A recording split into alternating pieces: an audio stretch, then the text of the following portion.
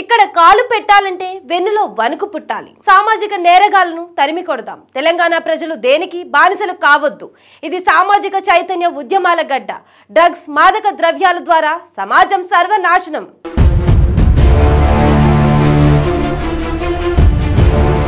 Murder, rape తీవ్రమైన నేరాలు. ఇప్పుడు సైబర్ నేరాలు, డ్రగ్స్ పెను సవాళ్లు. ఇకపై ప్రతి సినిమాకు ముందు 2 నిమిషాల అవగాహన వీడియో తప్పనిసరి.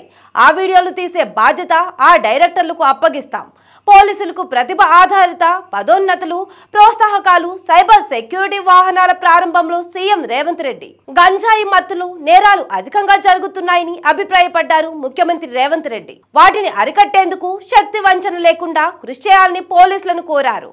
నేరాలు అరికట్టేందుకు కృషి చేసిన అధికారులకు ప్రత్యేక గుర్తింపునిస్తామని హామీ ఇచ్చారు. కమాండ్ కంట్రోల్ సెంటర్లో ఆయన నేడు టిజిన్ యాప్, సైబర్ కంట్రోల్ వాహనాలను లాంఛనంగా ప్రారంభించారు. అనంతరం నార్కోటిక్ బ్యూరో ఏర్పాటు చేసిన ఫోటో ప్రదర్శనను తిలకించారు.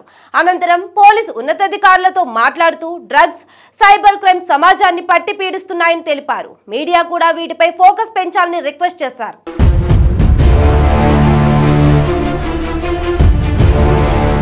తెలంగాణలో నేరస్తులు కాలు పెట్టాలంటే వెన్నులో వణుకు పుట్టాలని అన్నారు. సామాజిక నేరగాళ్లను తరిమి కొట్టాలని పిలుపు ఇచ్చారు రేవంత్.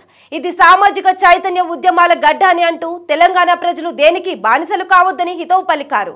డ్రగ్స్, మాదక ద్రవ్యాల ద్వారా సమాజం సర్వనాశనమవుతుందని ఆవేదన వ్యక్తం చేస్తారు. మర్డర్, రేప్ తీవ్రమైన నేరాలని, ఇప్పుడు వాటికి తోడు సైబర్ నేరాలు, డ్రగ్స్ పెను సవాలుగా మారాయన్నారు ముఖ్యమంత్రి.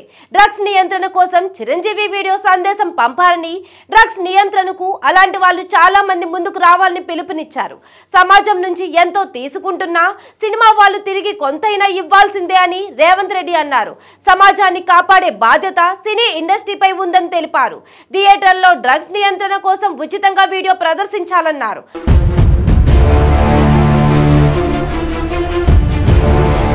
అలాగే సందేశాత్మకంగా ఉండే వీడియోలు దర్శకులు తీయాలని కోరారు. ప్రతి సినిమాకు ముందు 2 నిమిషాల అవగాహన వీడియో తప్పనిసరిగా ప్రదర్శించాలని ఎగ్జిక్యూటివ్స్ ని కోరారు రేవంత్.